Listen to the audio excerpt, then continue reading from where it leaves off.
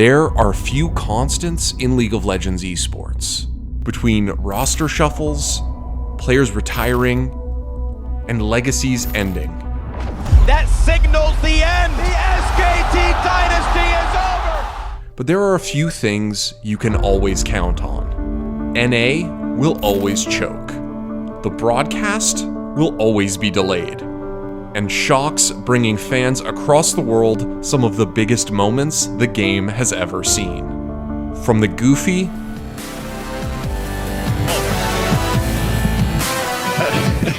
Whoa, bro. Too much headbanging, danger for our lives here. to the emotional. I'm really sorry to all my fans that I let you down. To the savage. Yeah, we did check your solo queue records on Jinx. It wasn't fantastic, but it was great in theScore. Sjokz is one of League of Legends' most recognizable faces. But maybe more importantly, Sjokz has helped define a key element of modern esports broadcasts and brought players' personalities to esports fans. This is her story. Huynh Sjokz de Portere was born on June 16, 1987 in Sint-Andries, Belgium. Now known best as the face of the EU LCS, Sjokz didn't start her career in League of Legends as a pro, in the same way that many casters and analysts do these days.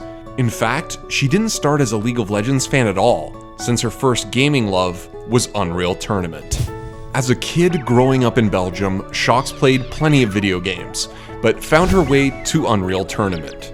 UT was one of the first massively popular online shooting games, with plenty of guns, modes, and features to keep players interested. Sjokz, for her part, played Instagib Capture the Flag on Clan Prepare for Your Doom, even playing in several LAN tournaments and winning a Nation Cup with Team Belgium.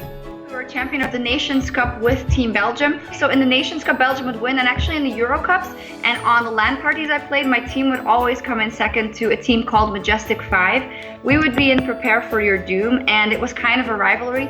But after graduating from high school and going to university to study history, she had to drop playing the game competitively to focus on her studies. As her time at university was closing out, she began to panic. Sjokz didn't feel like she was ready for the real world. She felt like she needed more time. She didn't know what she wanted to do, she didn't know where to go, so she decided to stay in school. I was very much attracted to the history side of everything, so I decided to do history for 4 years. Over the course of those 4 years, I actually discovered that I liked to be a sports reporter a lot more. She moved to Brussels to study journalism, then back to Ghent to get a teaching degree. With 6 years in school and 3 degrees, Sjokz entered the working world, but still had no idea what she wanted to do. You're in the system where it's all about studying, getting your grades, but you also have relative freedom, you get to kind of plan your own time. And then when that's over, okay, am I gonna be a 9 to 5 person? Am I gonna have kids and, I don't know, live remotely and just do my job and then I'll retire? And all those thoughts were just in my head of like, is this for me? What do I wanna do? She worked various temp jobs, but when she wasn't working, Sjokz was at home, playing video games. And then, an old friend from her Unreal Tournament days introduced Sjokz to a new game.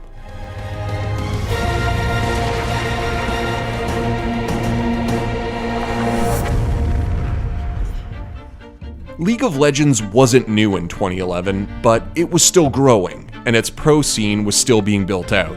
Sjokz had never played a MOBA before, but she was hooked. The competition, the scene, it reminded her of her time playing Unreal Tournament in her carefree high school years.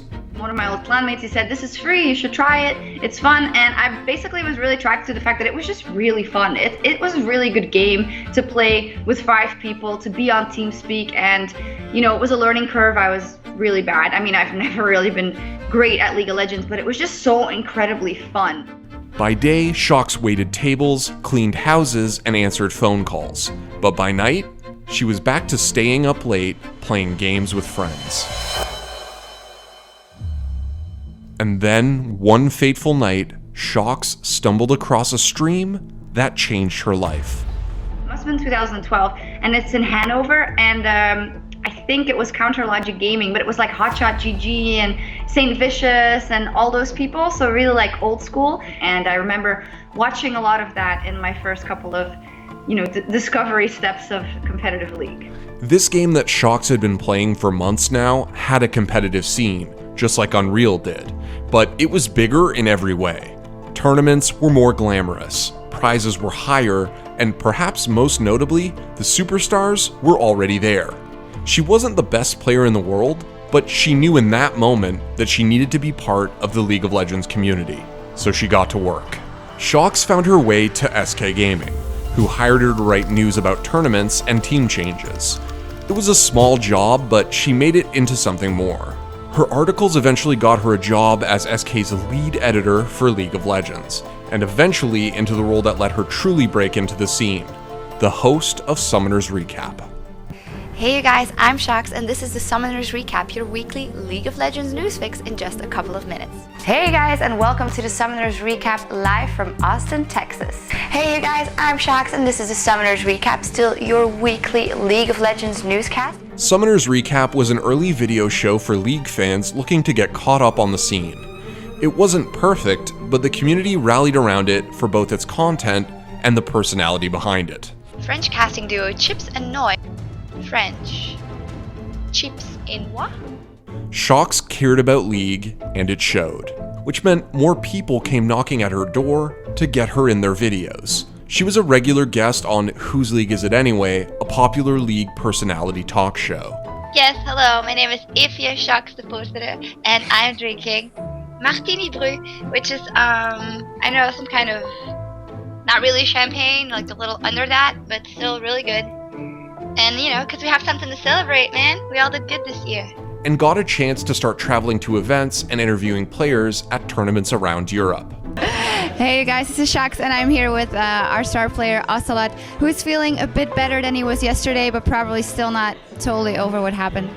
Those opportunities got her a gig covering US eSports tournaments for the Cybersports Network, going to MLG Dallas. Hey guys, this is Sjokz here at MLG Dallas with I Will Dominate Jungler for Team Dignitas. Lone Star Clash. Hey guys, this is Sjokz here for Cybersports Network from the Lone Star Clash 2 with Aframu AD Carry for Team Fear. And the IPL Finals in Las Vegas. I've been here since I arrived 2 days ago, and yesterday was like the training, getting used to stuff day, and it was really fun. We played some arcade games, got to know a lot of new people, so. Going back home, Sjokz's parents and government were putting pressure on her to find traditional, steady work. The whole time, she was still working temp jobs while covering League of Legends, and she was running out of money. They were right, in essence, right? Because I was like in that hybrid between being a student and between being a freelancer, and there wasn't really a lookout to a steady job. So things were getting quite difficult. I knew I had to make a decision, or I had to find a job, or I had to quit and leave everything behind. With the LCS on the horizon, things look great for players, but content creators, Sjokz included, just weren't sure what it would do to their space. In December, Sjokz went to IEM Cologne when one of the producers approached her to do a quick interview with a fan for the broadcast.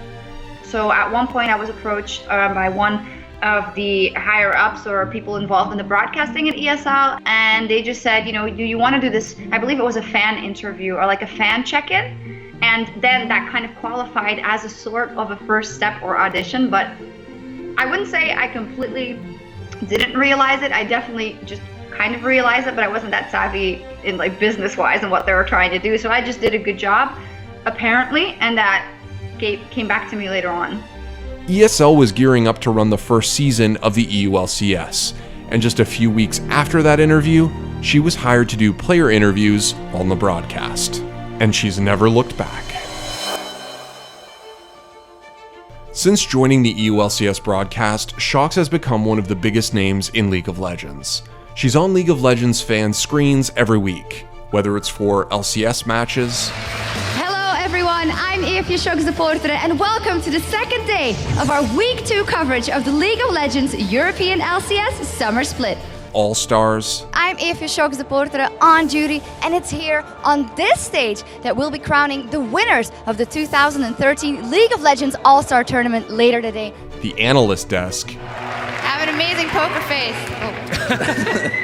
It's actually really good. Like, I'm not even saying it. I'm not even saying it just to say it. It's actually really good. Yes, there you go. or hosting Worlds. Welcome, ladies and gentlemen, to the League of Legends Season 3 World Championship! Which means she's also been there for some of League's biggest moments. Sjokz was one of the voices that kicked off the inaugural season of the EU LCS, marking a new era of not just League of Legends, but esports in general. That same year, she was also one of the hosts of Worlds, the most watched esports event in history to that point, played in a sold-out Staples Center. Ladies and gentlemen, welcome to the Season 3 World Championship Final! I'm theScore supporter coming to you live from the Staples Center here in Los Angeles, California. Being there effectively made Sjokz one of the faces of professional League of Legends. She was on every broadcast, every fan and casual watcher got to recognize her between games. Just making one person's day is the best feeling in the world. Like when we have a show and then the fans are watching and they come and they're like, can we take a picture, or can we talk to you guys for a second? Like, of course, that's the coolest thing about the job, that you see, you just talk to these people who love the exact same thing that you love every single day. There's no better feeling in the world. It also showed off just how good she could be at adapting to bad situations. What a game to start everything off here in Europe. I mean, people said that you guys didn't look as good in the off-season, but it looks like you've had quite a lot of preparation. Tell us about preparing for this huge first matchup. Well, we practice. I hate this. It's kind of annoying, but you'll be fine. Okay, you should have taken me for this interview with this noise. From there, her personality began to shine through. Sjokz has said that developing a personal connection to the players she interviewed was important, and that always comes through in the absolutely brutal slams she delivers to certain players. I just assume that they're really good because they've always been good. Well, it wasn't 50-50 for alternate yesterday, I'll tell you that. Oh. What? But as Hey, we count, fair. gotta be honest, you guys got smashed by Gambit there. And what did you take from that? What did you learn from that? Smash? Oh well.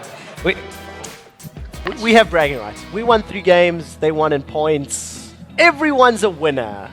That's something losers would say. And at Worlds 2015, Sjokz showed she can be more than just the savage, fun interviewer. She stood in front of an emotional Dyrus, offering him a literal shoulder to cry on while he gave his retirement speech. I'm really sorry to all my fans that I let you down.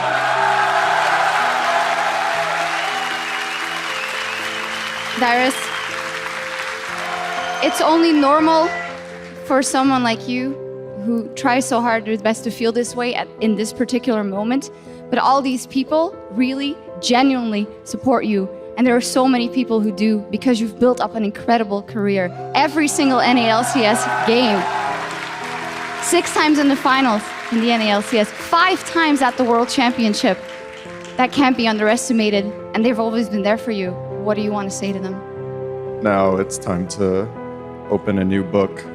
Right now, my story ends here. I think there's nothing left to say. You have influenced the lives of so many people, and you will continue to do that. Thank you so much for willing to do this. And one more time for Dyrus, his incredible career, and the fact that he was willing to talk to us here. I don't want to take anything away from that moment and Dyrus the way it was, but it was definitely also a very important career moment for me. It's when I also got a bit of recognition for being able to kind of gel in all circumstances because of the way I handled that interview. And just as a fan, because people often forget that we are still fans, we're viewers. It was awesome to be a part of, this guy who has an absolute huge legacy, who is just opening up and at the biggest stage that exists for League of Legends is absolutely wonderful. League fans can always expect Sjokz on the desk or after a game, but her constant presence has helped define one of the most important things to League of Legends' continued success: the players' personalities.